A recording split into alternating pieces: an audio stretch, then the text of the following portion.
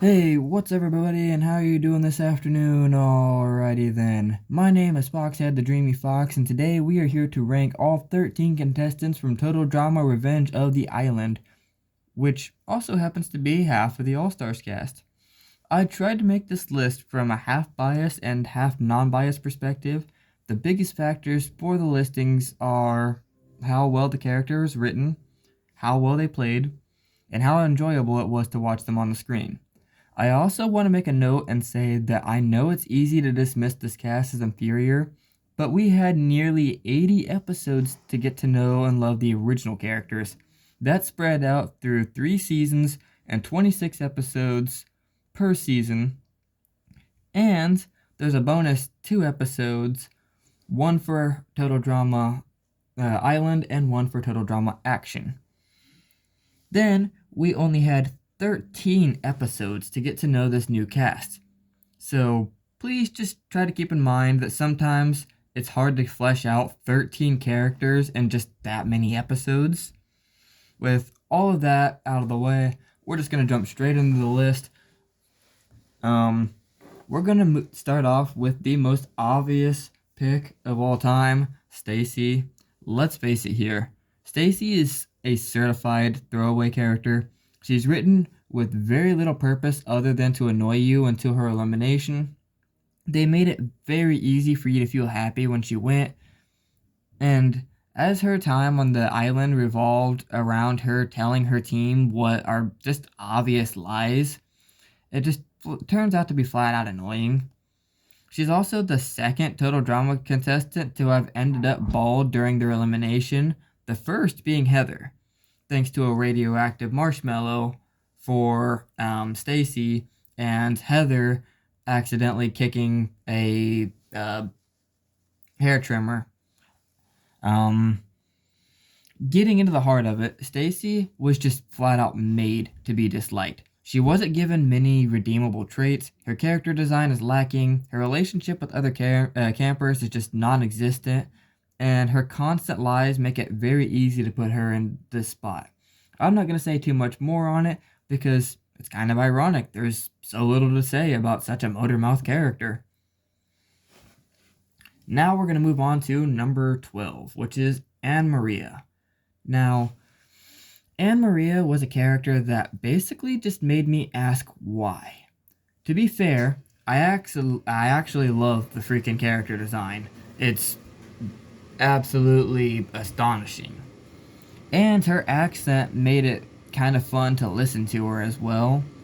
And it's not like the character did absolutely nothing throughout her time in the season.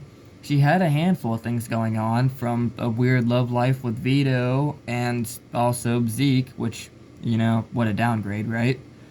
But that is to say, Anne Maria isn't completely invisible in this season, but she doesn't do much either. Her constant uses of hairspray just kind of seemed like a lazy way to show you, like, hey, she's still here. And the aforementioned love life things, those aren't too strong. They're nothing fancy and definitely not worth keeping her around long term. Given that, Anne Maria, eliminating herself and instead of being voted out voted out by her peers, it goes to show that she definitely went too far in this season. The series more or less seemed to kind of forget about her most of the time, and even her elimination was just unimaginative. That's not to say that I thought she should just downright not be in the game like Katie or Sadie, but I do think an early boot for her probably would have helped her feel less dragged out. Either that, or at least write her more decently and proactively. She could have at least been a good antagonist character, or she could have been a better love triangle plot for Mike and Zoe. It was kind of clear that Mike was going to choose Zoe in the end, but if they gave Anne Maria any sort of character development and made her more interesting, it might have made it a little less obvious and a little more interesting. Now we're going to move on to Dakota. Now, Dakota is an odd case because I technically have to rank two characters in one spot. Now, regular Dakota made sense as an early boot. And if her story would have just concluded with her being, becoming an intern and getting with Sam, I probably would have ranked her higher on this list. But I have to consider the post mutation Dakota, aka Dakotazoid. This to me was one of those jumped the shark moments. The whole toxic waste angle was already a little hard to swallow this season, but to downright mutate a contestant because of it is another thing entirely. It totally changed Dakota's character and made the series feel way more cartoony and fake, which I guess is fair because it is a cartoon, but it definitely didn't treat its audience as seriously as it used to. Now, that isn't to say I disliked Dakota Zoid entirely. In some ways, she was pretty good. Her friendship with Zoe was kind of cool. I liked her affection for Sam. It was kind of sweet. The design for it is actually kind of dope.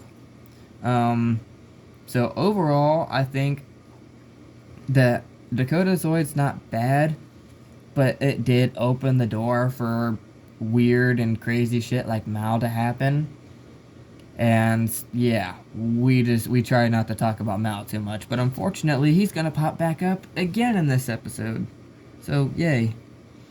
Um but aside from that, some people might think I'm judging this situation too harshly. After all, this is a kid show, so I shouldn't be judging like, it taking its audience like not seriously all that personally.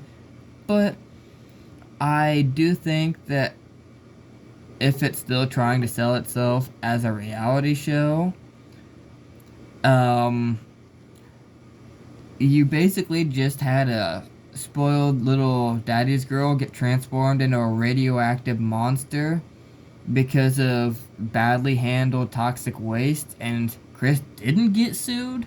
Yeah, I'm not buying it. Sorry. That's all I gotta say about Dakota, though. We're gonna move on to number 10, which is Sam. Now, don't get me wrong, there are a few things I do love about Sam. The fact that this guy talks and laughs like Seth Rogen always makes me smile, and his gaming addiction is something I understand as a point. At one point, I was game obsessed, myself. Sam often added a laugh in his relationship with Dakota, and you know, it was somewhat sweet to see their build up. Until, she just randomly decided to transform into a monster, and Sam's like, oh yeah, definitely smashing that. Um, the bad thing about Sam, though, however, is that he never really, did anything in the challenges. He kind of sucked. If you add in the fact that he's a kind of a one-trick pony in terms of, his stereotype, he really should have been an earlier boot than he was. Having him come back from for All Stars was a questionable move for a couple of reasons. One of which being he didn't really seem like an All Star. He didn't do enough to justify that, and he just kind of sucked overall in his season. So like, why?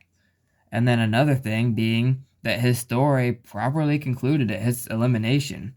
There was no reason to bring him back. And then finally, being a spoof on a real person almost guaranteed that Sam would be a stagnant character that never really grew or got worse. I don't hate Sam by any means, but he's definitely not going to get any higher on this list. Now, moving on to number 9, we've got Cameron. To be fair, before you guys start yelling at me in the comments, I think Cameron is hilarious, especially the line about his nuts. That being said, I have a few pet peeves with this character I'd like to address. First off, I don't really think Cameron deserved to win his respective season. Though I will say I like him more as a winner than Lightning. So I guess that has, he's got that going for him.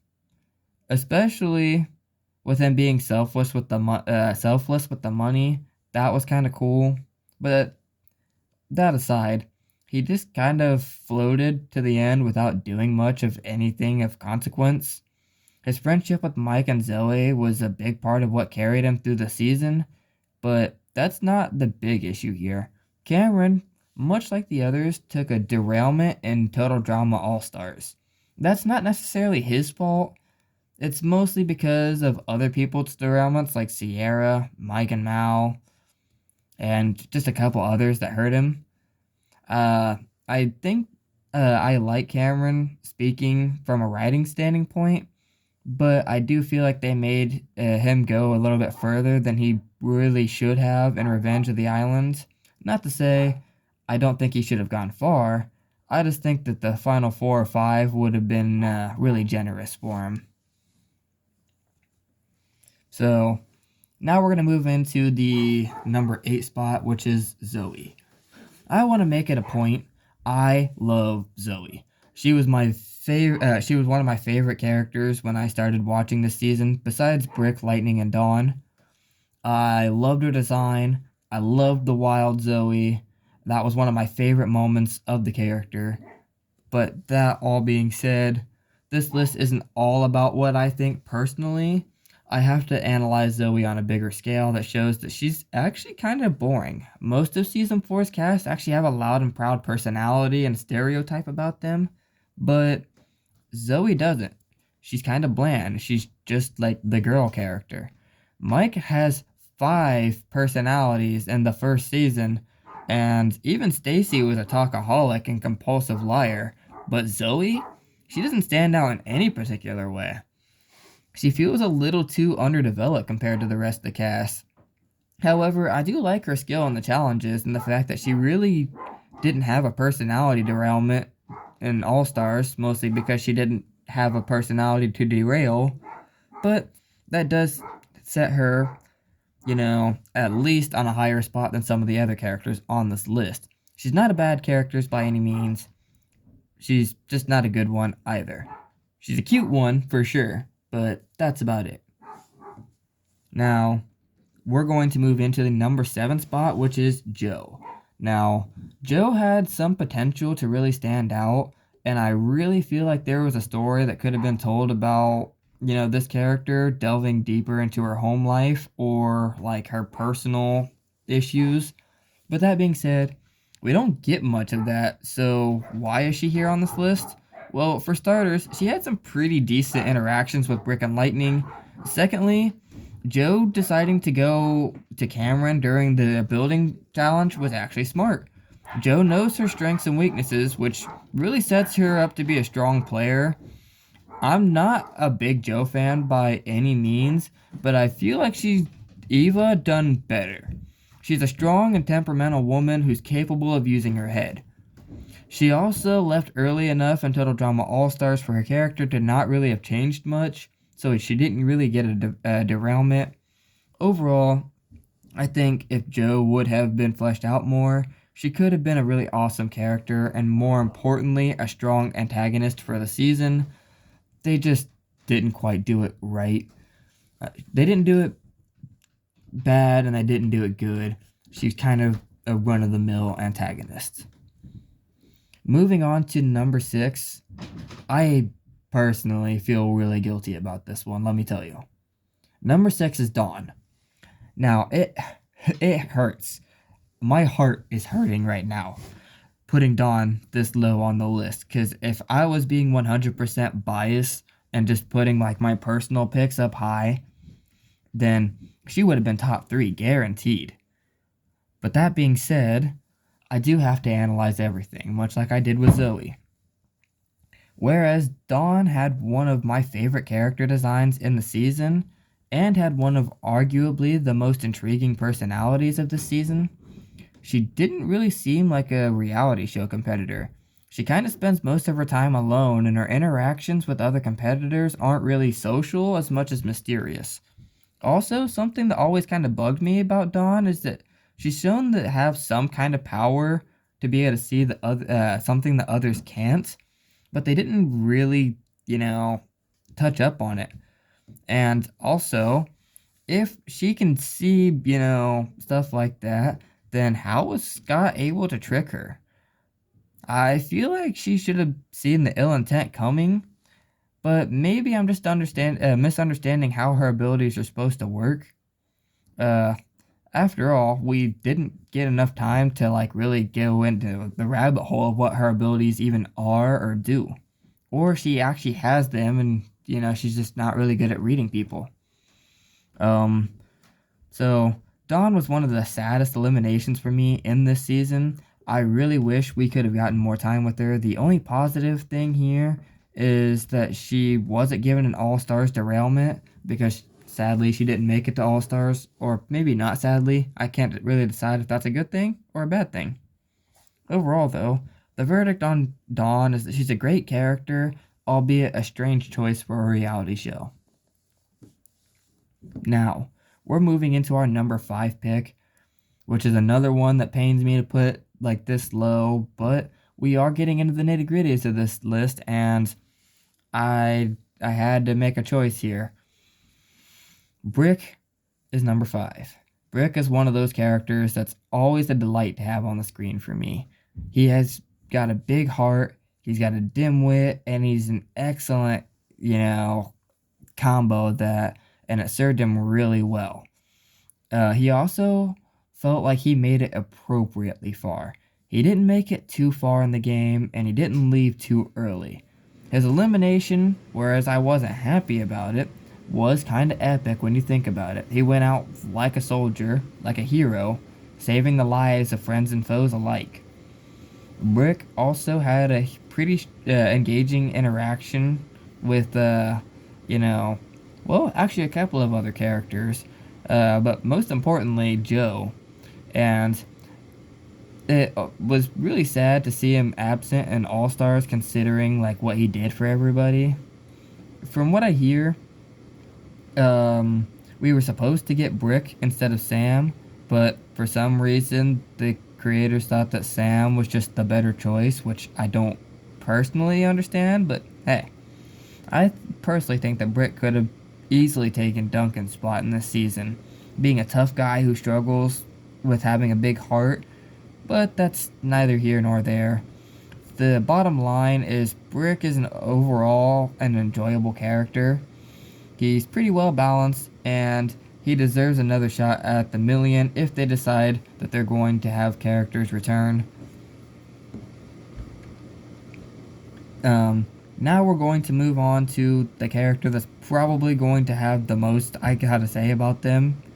That is number 4, Mike. If Dakota was an odd case to rank, then Mike is flat out strange. To be fair, Mike could have made it even higher on this list, but, I'll get into why he didn't a little bit later. On the outside, Mike seems like a pretty bland guy. And to be fair, Mike is. However, Mike has multiple personalities, each with their own personality and skill set. Svetlana is a master gymnast, making Mike able to stand on good footing even in a season with a lot of physically strong competitors. Manitoba is intelligent, which helps Mike keep up with some of the smartest minds in the season, which he was up against 2 geniuses. Vito is the ladies' man, which helped Mike be cool in a season that really just lacked a cool and macho guy. Chester was downright hilarious, which really helps the season keep its last and allowed Mike to be a little bit braver throughout the season. And all of this helped Mike be pretty engaging throughout the season, and none of that really dealt with the inside of Mike's head. It wasn't the best way to represent dissociative identity disorder, but this is a kid's show first and foremost. Then we come to Mal, however. The inclusion of Mal is enough for some people to put this guy towards the bottom tier of their list because of just how bad and cheesy he is. The fact that half of All Stars takes place in Mike's head is also a dampener on him, though I'd make the argument that it's the story and not Mike himself that sucks. Considering all that, I do think that Mike deserves his spot as the number 4 on this list. Mal is just one of 6 personalities, and the other 5 are great and likable characters.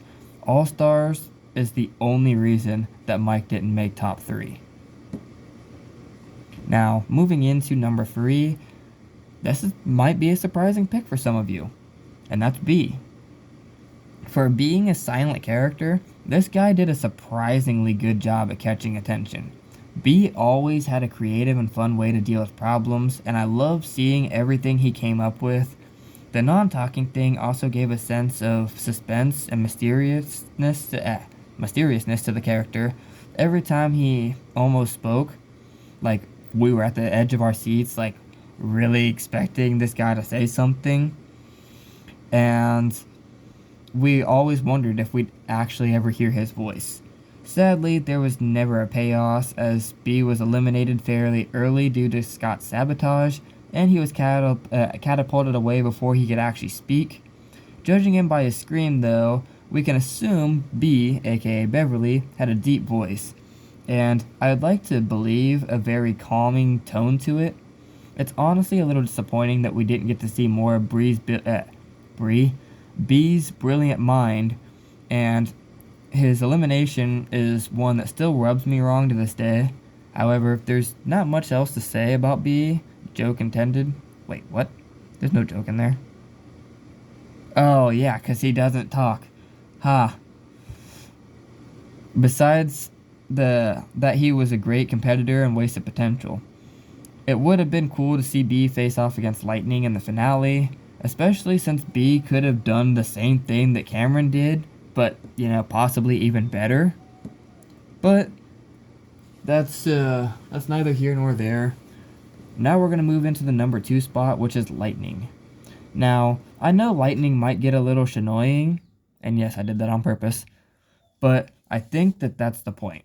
Lightning is supposed to be a character that easily gets on people's nerves, and that's what makes him so lovable and funny. Lightning's confident attitude was actually pretty hard to hate and made for a great final antagonist. Despite being represented as more muscle and less mind, he made a smart decision taking Cameron to the finale instead of Zoe. It didn't exactly pay off for him, but it was a smart choice nonetheless, and it went to show that Lightning may strike harder than you think. Also, yes, intentional. Even in All-Stars, he managed to get one more in on Joe in the end, and still managed to be his, lovable self. He didn't change in All-Stars, which I love. Almost every Lightning moment in the series is worth a laugh, and there's not much, there's not much bad there in his character at all. You also start to feel bad for the guy given the massive amount of pressure on him from his dad to be a superstar. Case in point, I think Lightning is a awesome character in Revenge of the Island that just needed to keep things, he was needed to keep things really entertaining, engaging, and just lovable. Also, he doesn't judge, so neither should you. And yes, I had to keep making jokes about Lightning. Now, we're going to move on to my number 1 spot, which is Scott. Scott is a fresh take on an antagonist in Total Drama, after the same old formula had been done time and time again. Now, don't get me wrong, Heather and Alejandro far surpassed Scott in terms of antagonist, but it was interesting to see a new spin on what the antagonist actually could be. Scott was clearly the bad guy of the season, but his strategy was so bad it was actually kind of funny. Scott messed up a lot, which made him easy to laugh at. At the same time, he was also dangerous enough to get people eliminated, so he was actually a threat. As a side note, he's also a ginger who grew up on a farm, and I'm a ginger who grew up around farms, so I kind of feel a little kinship with Scott. There's also All-Stars. For once, it's actually doing someone a favor. Scott only got more likable in All-Stars when he took a note from Brick and became a follower, taking orders from Courtney.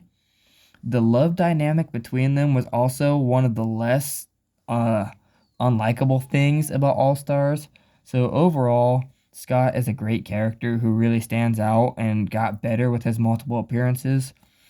He was also pretty funny and just showed how different this season was to the original. And you can't tell me you didn't laugh every time you seen Fang come around. Now, there you have it. Now, I know that some of you won't agree with this list. Most of you probably won't. That being said, that's the beautiful thing about individuality. We all have our own opinions, and that's what makes us unique. Just like in the Total Drama universe, it's so much better when you have a variety and a bunch of different opinions to keep things fresh. I'd love to see what your lists are and why you rank the characters the way that you do. So if it tickles your fancy, go ahead and leave that in the comment section. I've always really enjoyed making lists and seeing how people rank them themselves. After all, this is more for fun and not for fame. I do plan on continuing making videos like this. I gotta go and do like the original cast, which the only reason I didn't was because, there's 22 of those guys instead of 13. It would have taken a little bit longer to do. I'm also gonna do Pocketail, the Redonkulous Rage, which is gonna freaking take forever. It's, there's just gonna be a lot of ranking going on. So yeah, gotta look forward to Pocketail. Oh goody, right? I've already, kind of made my script for the original cast. So if you're interested in that, please let me know and I will get on filming, well, not filming necessarily, videoing that as soon as I can. If you want to, please give a subscribe to this channel. Me and Bearbeard could really use it. I'd also appreciate a like, and if I can ever figure out how the freaking hype thing works on my channel, a hype would be very much appreciated. Other than that, I don't have much else to say, so I'm going to hit you with the hasta la pasta. See you later. I hope you have a fantastic afternoon. Peace, love, and lightning, and shabye-bye.